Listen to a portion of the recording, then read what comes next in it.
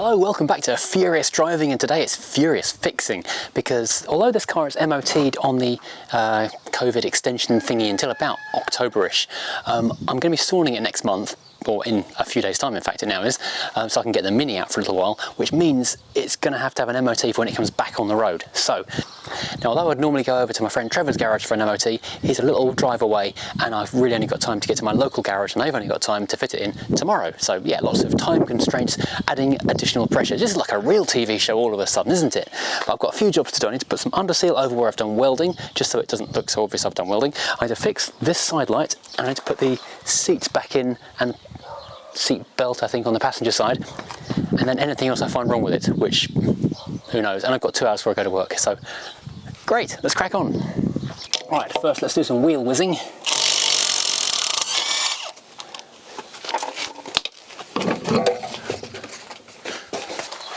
I do need to do the entire floor of this car, obviously, with this stuff. And this is the Comma underbody seal, which looks pretty good stuff actually. But I've only got a couple of cans of this, which I bought before lockdown. I've applied for a trade account at a local motor factors, thinking I can maybe get a bit of a discount of it and get them delivered as well. But I still haven't heard back from them yet. And so in the meantime, I've ordered some more cans from Amazon, because if I go to Halfords, I can only get the Hammerite one, which people keep telling me isn't very good. So I've got to only go over the areas I worked on for the time being, just to cover those. But when I get a load more cans in the near future, I will do the entire underfloor. I'll wire brush everything back, give it a complete underflooring.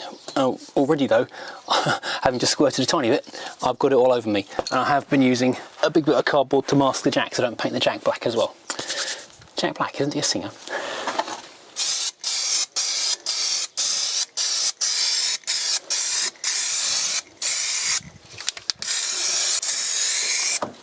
Right, this is my heavily rationed Underseal, in small areas only for the time being. But very soon I will do the entire underfloor of the car, make the whole thing look really fresh, really nice, and make it last for many years to come. And I'll injection wax these chassis rails as well.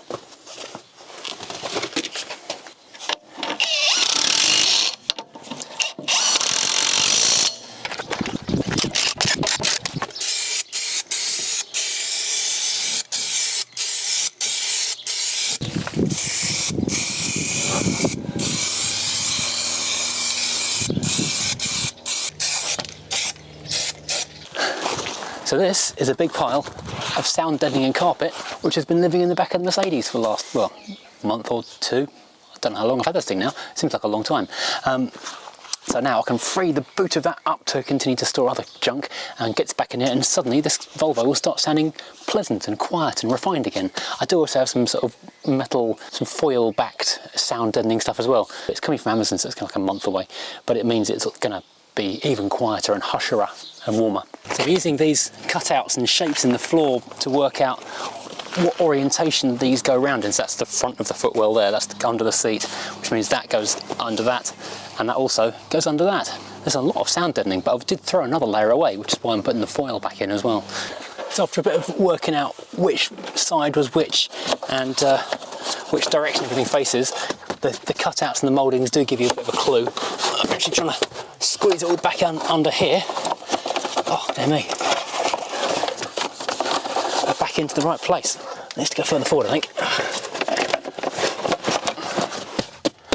Brilliant. And there's a bit of trunking there as well. It directs air flow into the back passenger footwell, which I need to go and find. Because once it's all in place, you can quite easily see where the cut lines are, because I had to cut this thing out with a Stanley knife. There we go. And I reckon next time I start this car, I won't get a whole bunch of comments about it sounding like a diesel anymore, because that will completely kill that. Now which way around does this go, I wonder? I reckon that goes in like that.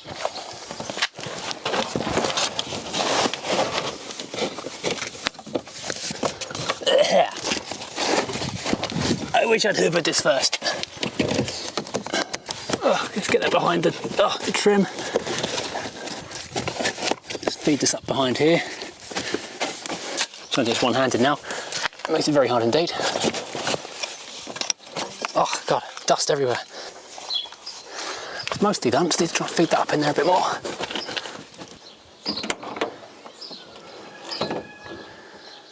Now then, oh gosh, it's warm. So this stuff here is the trim that goes around the the step as you climb in and out of the car, what do you call it? The kick sill? Well, it's just a side trim that goes on the floor basically. I'm not going to put this in today because it's absolutely filthy. I want a big scrub and some hot water and flash and stuff to try and get the colour back before I put it back in the car, so that can stay off for the moment.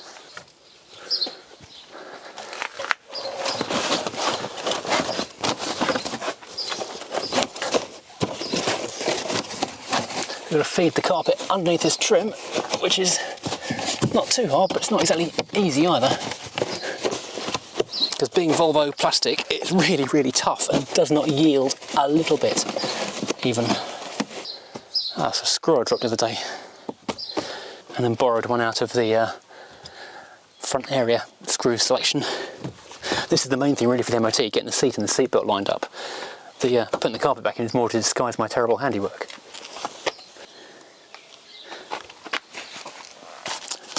And here's that little bit of vent which keeps the passengers toasty and warm, or cool, whatever, depending on what the temperature is doing.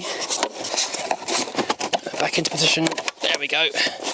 All good.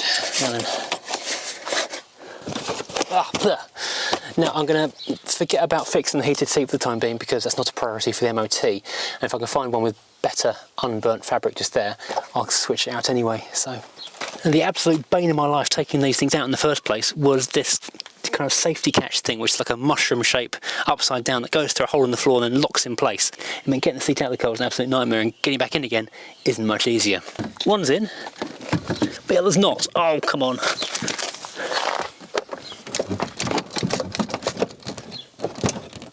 Well, what I've found, what's happened is inevitably one of the seat runners has slid forward compared to the other one because they're not kind of linked underneath the seat and when they're not bolted down. So one's gone in perfectly, one hasn't. So I'll bolt one down, or one corner down, but I can hopefully slide it back and forth, get them to line up.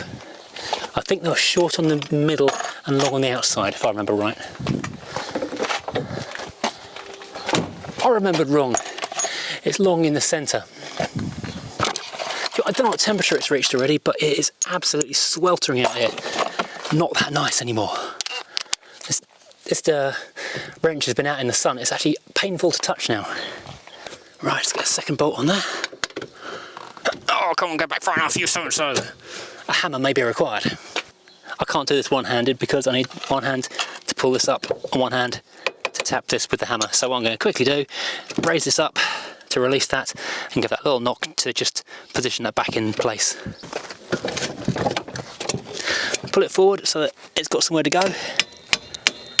There we go. Nearly there.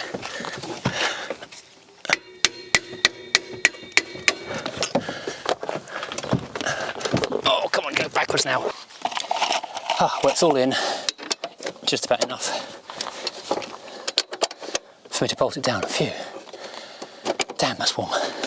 The other reason I'm not going to put this plastic side trim on is all the edges, all the bits underneath the seats need a really good hoover as well, which is something I'm really looking forward to doing, a proper mega clean on this car. Now, the reason I'm using the impact wrench is because it's a little bit too tight to get in there with that right now. Phew, this is warm. Now, the last thing to worry about here is the seatbelt mounting. And then we are road legal again. Well, more or less, just check horns and lights and everything like that. No idea what emissions will be like. So you got the bolt, the seatbelt, massive washer, and then into the seat frame. And I think it's a 15mm. Oops.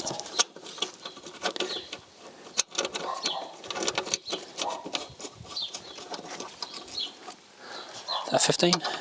Yeah. You can tell it's 15 because I used lots of sealing putty on the exhaust pipe of the MR2 many moons ago. I always like to just double check manually after I've done a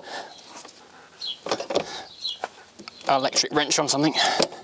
Right, for an MOT, the usual easy fails which people neglect are things like light bulbs and horns, that kind of stupid stuff. And the front tyres are brand new, so they're good. The back tyres are recent. They're terrible, but they're recent, so they'll be fine. I've just done the front brakes, I've just done the drop link, so I think all the bushes and things are okay. So the horn, pathetic but works. Let's try some lights. Lights on, power on. Where's the hazard lights as well? So I can walk around, see what we've got. A bit bright to see, but yeah. Tail lights on.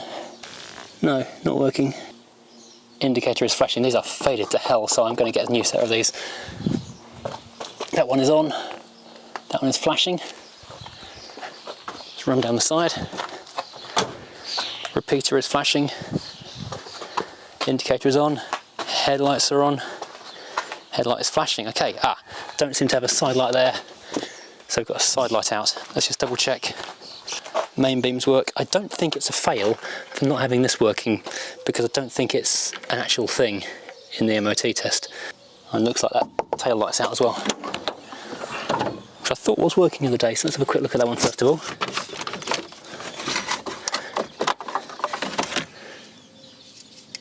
Well, it's hot, so it might be working. So I've just tried this light bulb out the passenger side, or this entire assembly, and this doesn't work either, which means the tail light doesn't work, nor rather than the bulb doesn't work. It's only going one way, so you can't get them wrong. As I now know, it's the plug, not the bulb. So a quick test of try and work out, see if there's 12 volts coming out into the light unit itself. No, it doesn't seem to be 12 volts. Let's try this on the other side. Yeah, I'm definitely getting voltage at the light itself on that side. Right, let's plug this back in a second. No, it's not magically fixed itself.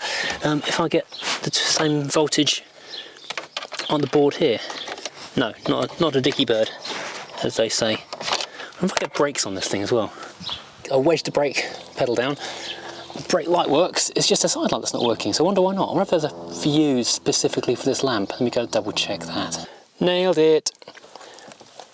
21 is the fuse for the left-hand drive tail lights. 22 is the fuse for right-hand drive tail lights, right-hand side, not right-hand drive. And this one, it's not going to focus, but it is a blown fuse. Right, I didn't have a spare one, so I had to go and steal one out of the Alpha's fuse box. So let's pop this in here. Oops. And see what happens when I turn the ignition on and the side lights. Yeah, we've got a side light on. You can't see a thing out here because it's so bright today. There you go, bit of shade, you can see that. Let's try the front one. Yay, got a full complement of side lights, which means I think this car might actually pass an MOT. Fingers very firmly crossed. Right, so this car is now about as filthy as it's physically possible for a car to become, because it's been sat outside under a tree for 2 weeks, but it has got a pass with an advisory, unexpectedly, or sorry, expectedly I should say. Integral structure or chassis corroded within 30 centimetres of a mounting, but not seriously affecting overall security. Offside rear inner sill, which is this side, my side, the driver's side. At the back, I didn't find that. I have to go and investigate that bit of rust because I'm not sure where that is. But at least it's got a pass. For the next 12 months, this car is now road legal. Let's take it home. It does drive nice.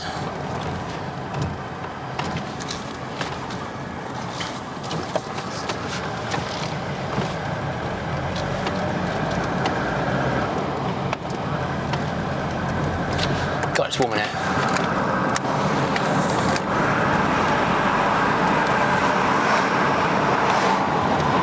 And normally when I do an MOT, I'll take the car over to my friend Trevor's garage, which is a little bit of a drive away. I may have mentioned this yesterday when I was getting the car ready. But I just haven't got time. I'm sort of doing stuff, going back to work.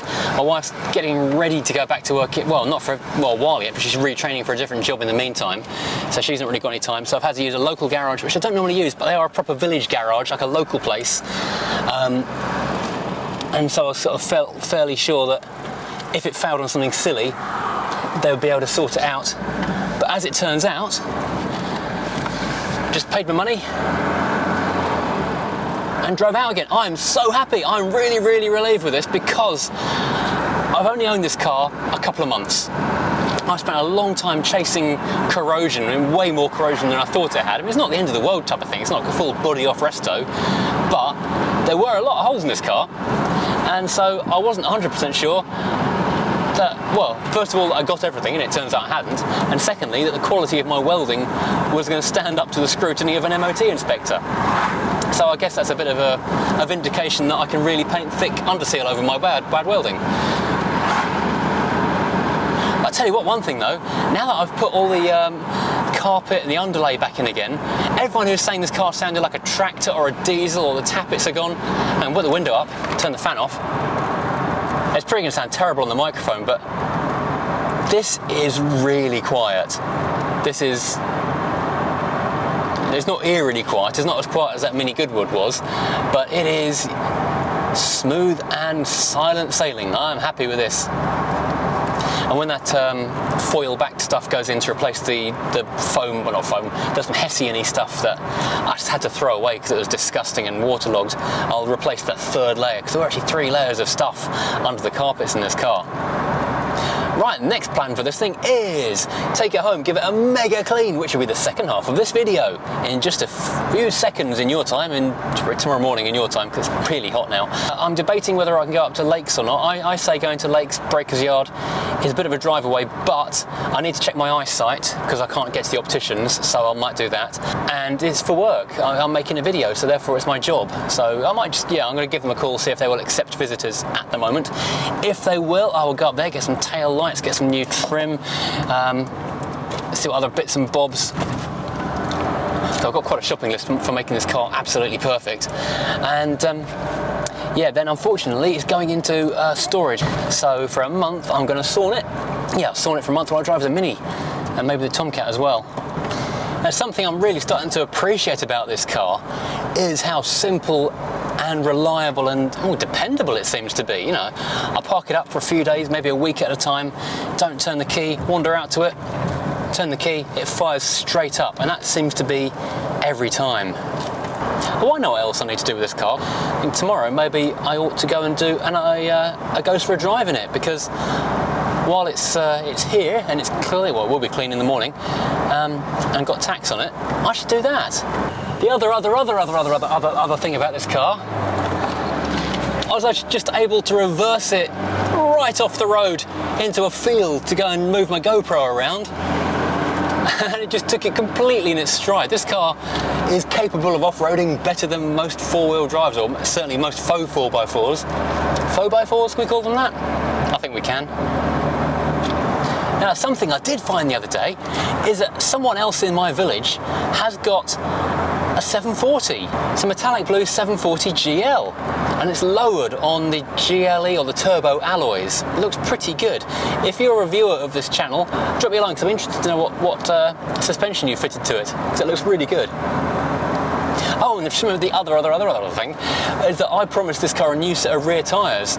If it passed the MOT without fuss, without any expense, I would buy a new set of tyres to match the front set of tyres. Right, now the next thing to do is to give this thing a damn good clean. Well, this makes me very happy indeed. A pass certificate for this car. Well done, Volvo. Only a small amount of welding which I need to go and investigate at a later date. Well, I'll do it soon. I won't leave it too long, obviously, but today, before I go and park this thing up for a little while, it's going to get very, very clean. To finish up everything in this video, it's going to be shiny at the end, which will be a nice treat.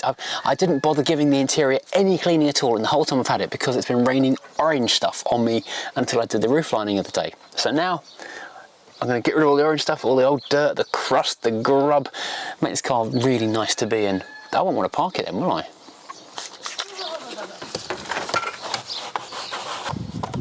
There are some real nooks and crannies to get into here. You may be asking why I've not gone in with the vacuum cleaner first of all, and the answer is it's actually quite early in the morning still, and I'm sure the neighbours hate me enough already without starting a vacuum cleaner while they're still asleep. Let's get these controls nice and clean. Well, it's not the controls themselves, it's more the surrounds of the controls, which are just soaked in years of grunge. I want this car to look like a new car again. Ugh, look at that. Oh my word, there's actually dust inside the instrument binnacle. Can you take these things apart? I need to. Oh, now, just been handed a cup of tea, morning tea. After I put a post up on Facebook the other day saying if you've bought any of the stuff off Redbubble, let me know what it looks like. Show me your pictures because I really want to see how it looks in the real world, because it's print on demand, so I don't get to see this stuff until people order it, and then I get to see a photo of it. So then I saw a few people had ordered the Rover mug, which is actually a photograph of the Black Rover's bonnet. But I've never actually seen this mug in real life, but the photos looked so cool, I thought I've got to get on for my own tea shelf, and I'm glad I did. I've been putting this off for way too long. This is absolutely glorious. Oh, I'm burning my hand now. I was worried that it wasn't going to look good. I always worry about this kind of stuff. If I was buying it myself and I saw it, would I be disappointed or would I be happy? But I am very happy with that. Oh, cool. And it's got a nice cup of tea in it as well. This car does have a slightly substandard tea shelf, so I have to sit in the middle bit just there. I'm happy though with my Roverness. I need to go and take that down to the Tomcat and have a mug of tea in the Tomcat. A Rover mug of tea in the Tomcat, no less. I kind of feel like I'm wasting my time on the radio because it barely works. I don't know if maybe if I strip it apart and just douse it with electrical contact cleaner, it might actually come back. It might not, it might just be rubbish from completely, but it's very crackly and it only works on one speaker, but I can hear crackles from the other speaker, so I think it's doing something, just not enough.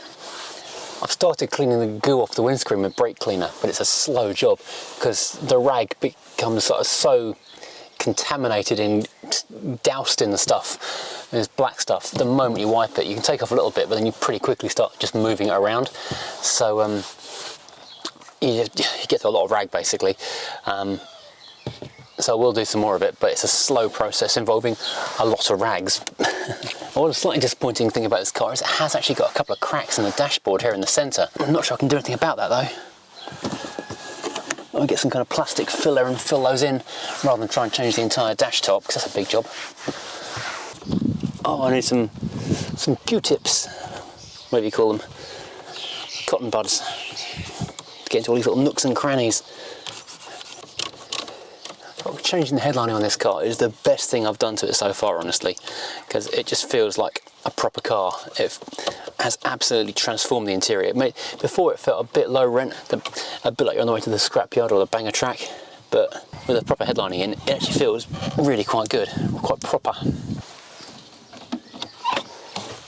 Oh, that's got a T-shelf. Look at that. Proper T-shelfage. So all this stuff just really doing from the day I got the car, but there really wasn't any point before when it was raining orange ceiling dust everywhere. Now it's not. I can make it into a nice place to be. So I did have to do a moment of very fast hoovering because this little well down here was just full of yellow or orange ceiling dust. So it is much nicer. I will say, after I picked it up from the MOT, I did do a very quick had an antibacterial hand wipe to do over the steering wheel and door handle before I got in the car. I spent a couple of days last week making a video about how you, for a company, how you sanitise a car before you drive it, or if you're handing it over as a dealer. If you want to look on the Diamond Bright YouTube channel, you can see some of that. Oh, where there's texture, some of it's absolutely ingrained. The difference between a deep clean, like a valet clean you'd pay for and pay a lot of money for, and a quick buzz over is getting into all the nooks and crannies and the cracks that hide the dirt deep inside the car.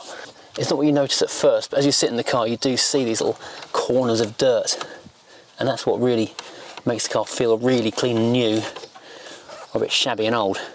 So getting all the crud out of all the little joins and cracks. I've never actually emptied this door pocket before, so I just found a squishy wiper thing, an air freshener, a Millennium Road Atlas. Wow. Is it actually from the year 2000? A notepad. Oh, some hankies now, I'm going to get gloves for that. Oh, I've just found a Tanfield Citroen window scraper. This is Tanfield of Horsham, it's got the old phone code on it. That's quite an interesting little piece. Oh, a penny. Found a penny.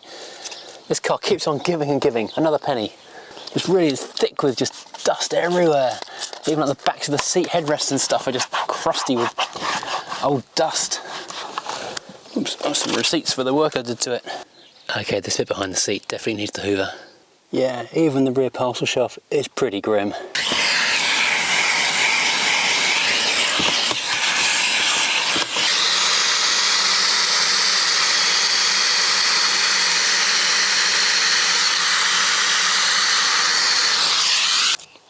As much as I always hated the "A Dog Is For Life" sticker in the back window, it's a very kind of its time sticker. Maybe I shouldn't have taken it out, because I instantly regretted pulling it out the moment I started tugging on it.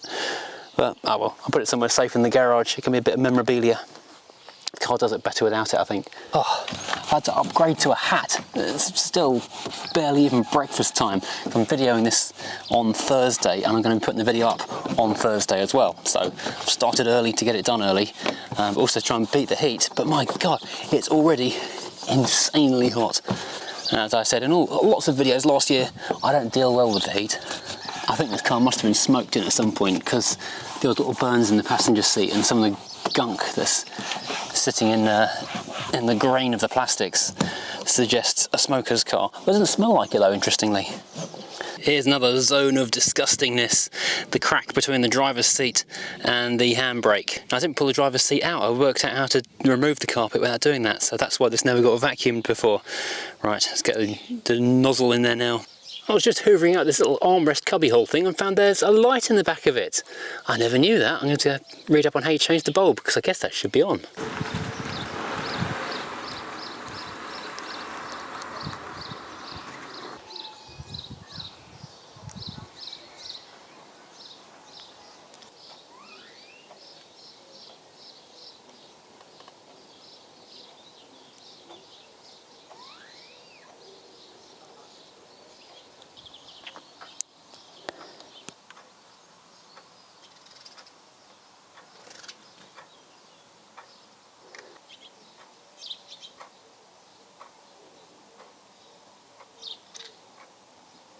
I tell you, the interior of this car is now transformed yet again just by a simple, well, several hours of cleaning.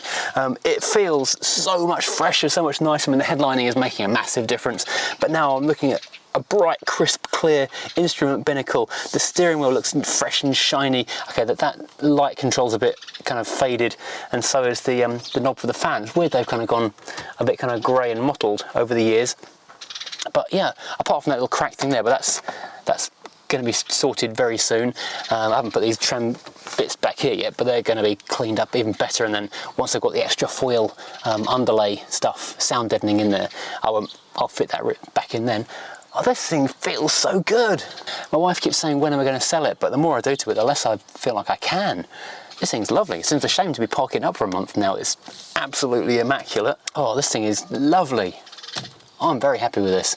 This dashboard just looks so crisp and fresh, with all the sort of little bits of dust and dirt gone from all the corners, and it just looks brilliant. And it's got a fresh MOT, so the list of jobs never seems to go down on this car. And I've added the welding to the mystery welding. I've not checked it up yet to find out precisely where, but you know, there is some mystery welding to be sorted out. We'll get to that shortly.